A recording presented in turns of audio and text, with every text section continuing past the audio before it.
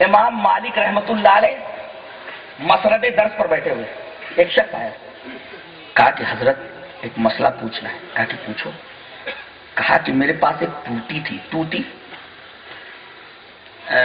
Like night angle, ایسا بلبل جیسی ہوتی ہے، ٹوٹی، ہاں ٹوٹی، ہاں ٹوٹی، ٹوٹی اس کو ٹوٹی چھوٹی۔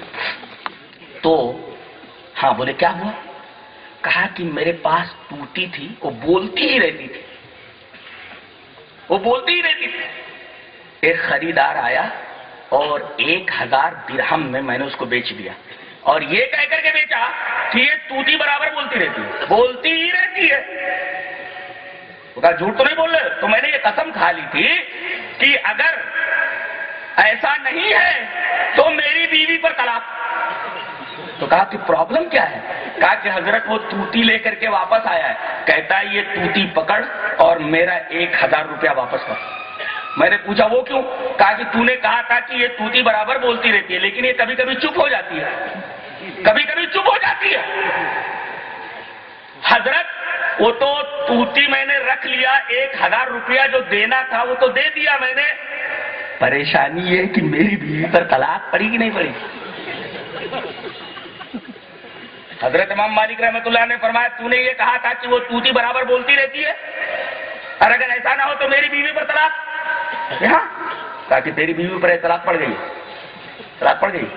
بیچارہ منہ لٹکا کر کے درس سے باہر نکلا، حضرت امام جابر پیچھے لگ گئے، تجسس طلبہ میں رہتا ہے تجسس، کیا معاملہ ہوا؟ کہا کہ معاملہ کیا ہے؟ کہا کہ معاملہ کیا ہے؟ بیوی ہاتھ سے جا رہی ہے۔ بولے وہ کیسے؟ کہا کہ یہ ٹوٹی میں نے بیچا تھا 1000 روپے میں، یہ کہہ کر کے یہ ٹوٹی برابر بولتی رہتی ہے، اب وہ واپس کرنے کے لیے آیا ہے، 1000 روپے تو میں نے اس کو دے دیا، ٹوٹی رکھ لیا، لیکن میں نے یہ کہہ دیا تھا کہ اگر ایسا نہیں ہے تو میری بیوی پر طلاق، اور وہ کہہ رہا ہے کبھی کبھی یہ چپ ہو جاتی ہے۔ تو کہا کہ استاد محترم نے کیا فتویٰ دیا؟ امام مالک بہت بڑے امام ہیں، کہتے نہیں 4 امام میں سے ایک ہیں، اور سب سے پہلے حدیث کی کتاب نہیں کی ہے، موطا امام مالک، جی ہاں اتنے بڑے امام ہیں، اور آپ کہتے ہیں کہ بھائی یہ بھی برحق ہی ہے، چاروں امام برحق تو اس میں بھی ہے، حضرت ہے نا اس میں امام مالک رحمۃ اللہ برحق، کہہ رہے ہیں طلاق ہو گئی، طلاق ہو گئی۔ کہا کہ یہ میرے استاد امام مالک نے کہا ہے؟ بولے ہاں، بولے طلاق نہیں ہوئی۔ اب بولو، شاگرد کہہ رہا طلاق نہیں ہوئی، استاد یہ کہہ رہا ہے طلاق ہو گئی، اور دونوں امام ہیں، چاروں اماموں میں سے 2 ادھر ہیں، اور دونوں میں سے ایک یہ کہہ رہا طلاق ہو گئی اور ایک کہہ رہا طلاق نہیں ہوئی۔ امام شافعی کا موقف کیا ہے کہ طلاق نہیں ہوئی، اور امام مالک کا فتویٰ کیا ہے، ان کا اجتہاد کیا ہے کہ طلاق ہو گئی۔ اب بتائیے ہو گئی اور نہیں ہوئی دونوں برابر ہے کیا؟ قرآن حکیم نے کہا نہ اور ہاں دونوں برابر نہیں ہو سکتے۔ لا يستوي الذين يعلمون والذين لا يعلمون، یس اور نو دونوں ایک جگہ جمع نہیں ہو سکتے، اسی کو کہتے ہیں اجتماع ضدین، یہ محال ہے، اجتماع نقیضین محال، یس بھی ہو اور نو بھی ہو، یہ گلاس بھی ہے گلاس نہیں بھی ہے، ہاؤ اسٹرینج، عجیب ہے یہ معاملہ۔ ایک امام کہہ رہا ہے کہ طلاق ہو گئی، امام مالک رحمۃ اللہ علیہ فرما رہے، اور امام شافعی فرما رہے طلاق نہیں ہوئی، خوش ہو گیا۔ پھر بات کر کے آیا حضرت یہ کیسا معاملہ ہے؟ آپ فرما رہے کہ طلاق ہو گئی اور آپ کا شاگرد امام شافعی وہ کہہ رہے ہیں کہ طلاق نہیں ہوئی، کہا کہ بلاؤ اس کو۔ کس نے کہا؟ بولے شافعی نے۔ کہا کہ میرے بچے تو نے کیا کہا؟ تو نے میرے فتوے پر اعتراض کیا ہے، تو میرا شاگرد ہے۔ نقطہ یہ ملا کہ چھوٹے کو حق حاصل ہے کہ بڑے کے فتوے کے اوپر اعتراض کرے، یہ نقطہ ملا، اور اگر مسئلہ درست ثابت ہو جائے تو بڑے کو چاہیے کہ چھوٹے کی دلیل مان کر کے اپنے فتوے سے رجوع کرے۔ آج معاملہ یہی ہے کہ مسئلے کی تغلیظ واضح ہو جانے کے بعد بھی اپنی ناک بچانے کے لیے لوگ اپنے مسائل سے اور اپنے موقف سے رجوع نہیں کرتے۔ تمام مصیبتوں کی جڑ یہی ہے، یہ مصیبت ختم ہونی چاہیے، خاص طور سے علماء کے درمیان سے۔ کہا کہ تو کہہ رہا ہے کہ طلاق نہیں ہوئی، میرے بچے تیری دلیل کیا ہے؟ تیری دلیل کیا؟ کہا کر. اب وہ جو حدیث حضرت امام شافعی نے پیش کی تھی، میں حضرت امام شافعی کی وکیل کی حیثیت سے وہ حدیث آپ تک پہنچا رہا ہوں. حدیث اس طرح وعن فاطمة بنت قيس رضي الله تعالى عنها أن أبا عمرو بن حفص طلقها البتة وهو غائب فأرسل إليها وكيله بشعير فسخطت فقال والله ما لك علينا من شيء فجاءت رسول الله صلى الله عليه وسلم فذكر ذلك له فقال ليس لك عليه نفقة فأمرها أن تعتد في بيت أم شريك ثم قال تلك امرأة يغشاها أصحابي اعتدي عند ابن أم مكتوم فإنه رجل أعمى تضعين ثيابك فلما حللت فآذنيني قالت فلما حللت ذكرت له أن معاوية بن أبي سفيان وأبا جهم خطباني فقال رسول الله صلى الله عليه وسلم أما أبو جهم فلا يضع عصاه عن عاتقه وأما معاوية فصعلوك لا مال له انكحي أسامة بن زيد فكرهته فقال انكحي أسامة فنكحته فجعل الله فيه خيرا واغتبطت رواه مسلم في کتاب الطلاق. حضرت امام مسلم رحمہ اللہ اس حدیث پاک ویسے کتاب الطلاق کے اندر تحلیل کر لو، کہیں ادھر ادھر نہیں ہے ایک لفظ بھی. ایک صفحے کے اوپر یہ روایت میں نے پوری پڑھ دی ہے، جیسا کہ میری اکارڈنگ ٹو مائی ہیبٹ اپنی عادت کے مطابق میں نے پوری پڑھ دی. جی حضرت فاطمہ بنت قیس فرماتی ہیں کہ ان کے شوہر ابو حفص نے ان کو طلاق بتہ دے دی. طلاق بتہ کا مطلب سمجھتے ہیں؟ 3 توہر کے اندر 3 طلاق دے دیا، وہ نکل گئی. اب رجوع کی کوئی صورت نہیں رہی. 2 طلاق تو انہوں نے خود دی تھی اور تیسری طلاق وکیل کے ذریعے بھیجی انہوں نے. اس کا مطلب یہ ہوا کہ اگر فون سے بھی طلاق دے دی جائے اور آواز پہچان لی جائے تو طلاق ہو جاتی ہے. جی فارسل الیہا وکیلہ بشعیر، کچھ جو کے ساتھ اپنے وکیل کو بھیجا انہوں نے. غصے میں آ گئی ہوں فسخطت، اس کے اوپر برس پڑی. اتنے دن وہ میرے ساتھ رہا، تھوڑی سی جو بھیج رہا ہے میں نہیں لیتی. تو اس نے قسم کھا کر کے کہا کہ دیکھ تیرا ہمارے اوپر کچھ نہیں، یہ تو احساناً ہم تجھے دے رہے ہیں.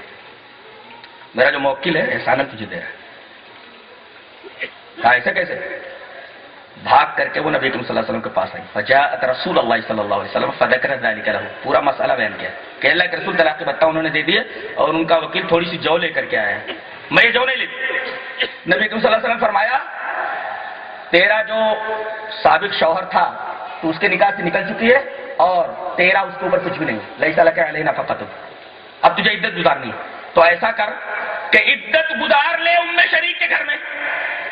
وہ جب جانے لگی، ام شریک جو ہے یہ بڑی فیاض خاتون تھی اور لوگوں کو کھلانا پلانا داد و دہش کرنا، تو بہت مالدار خاتون تھی ام شریک. ان کا گھر بھی بڑا ہے، تو جا ام شریک کے گھر میں عدت گزار لے. پھر جب چلنے لگی تو کہا اے رک. وہ ام شریک کا معاملہ ایسا ہے تلک امرأۃ یغشاها اصحابی، چونکہ داد و دہش بہت کرتی ہے، کھلاتی پلاتی بہت ہے، میرے صحابہ بہت آتے جاتے ہیں وہاں، تو بے پردگی کا اندیشہ ہے. اللہ اکبر. بے پردگی ہی کی وجہ سے اور فحاشی اور بے حیائی کی وجہ سے ملک میں یہ مسائل گینگ ریپ جیسے یہ جنم لے رہے ہیں. جسے کہا گیا کہ دیکھ وہاں میرے صحابہ بہت آتے ہیں تو ایسا کر تو ان کے ہاں عدت مت گزار، اس لیے کہ بے پردگی کا اندیشہ ہے. تو ایسا کر کہ عبداللہ ابن ام مکتوم کے ہاں عدت گزار لے، وہ تو اندھے آدمی ہے. از اے بلائنڈ مین فإنه رجل أعمى، اندھے وہ نابینا ہے، تو ان کے ہاں عدت گزار لے.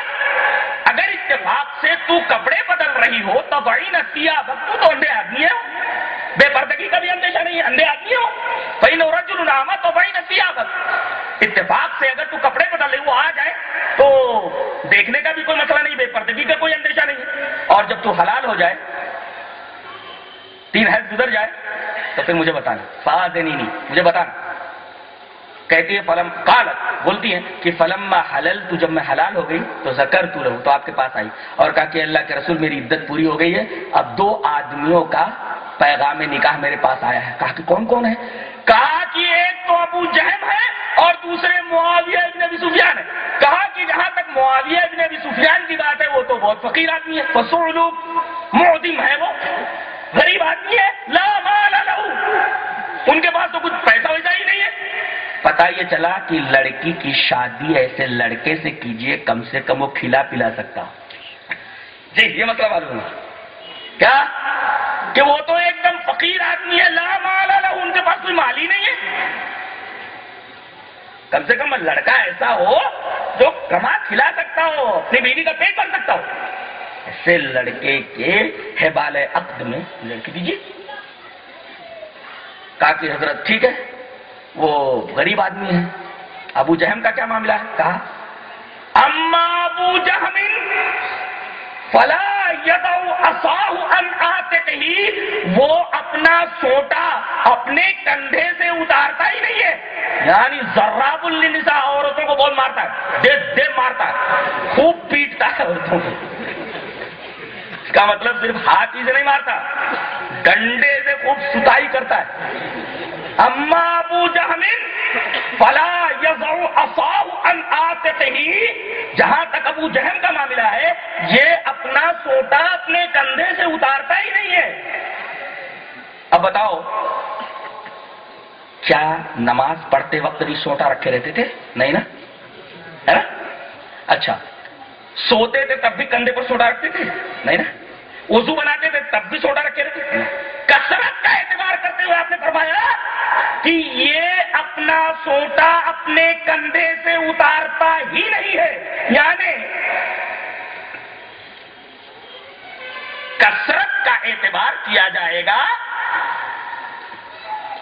اکثر مواقع کے اوپر وہ سوٹا اپنے کندھے پر رکھے رہتا ہے.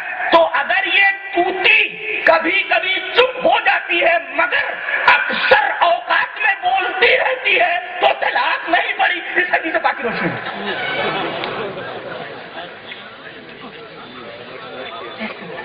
وَأَنزَلْنَا إِلَيْكَ الذِّكْرَ لِتُبَيِّنَ لِلنَّاسِ مَا نُزِّلَ إِلَيْهِمْ وَلَعَلَّهُمْ يَتَفَكَّرُونَ.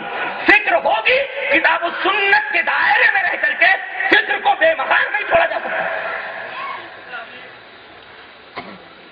فتنہ یہی جنم لیتا ہے جب فکر کو بے مہار چھوڑ دیا جائے اور وہاں ایسے اصول بنائے جائے اور ان اصول پر مسائل متفرق کیے جائے اور وہ حدیث سے ٹکرا جائے. خلاف نہیں ہے، خلاف نہیں ہے. آپ نے فرمایا تو ایسا کر، اسامہ ابن زید سے نکاح کر لیں. کہتے اللہ کے رسول مجھے وہ پسند نہیں ہے. پر کری، کہا کہ کر لے. ان کے اسامہ کے ساتھ نکاح کر لیں. کہا کہ نبی کریم صلی اللہ علیہ وسلم نے جب 2 مرتبہ کہا تو میں نے کہا کہ اب نبی کی بات میں خیر تو ہوگی ہی. میں نے نکاح کر لیا. فنا کہا کہتے ہیں نبی کی یہ بات ماننے پر مجھے اتنا اچھا لگا، فجعل اللہ فیہ خیرا، اللہ نے اس نکاح میں اتنا خیر فرمایا کہ عورتیں رشک کرتی تھی کہ جوڑی ہو تو ایسی ہو. وَغْتُبِتُّ، میرے اوپر رشک کیا جاتا تھا. عورتیں کہتی تھی جوڑی ہو تو فاطمہ بنت قیس اور اسامہ تھی.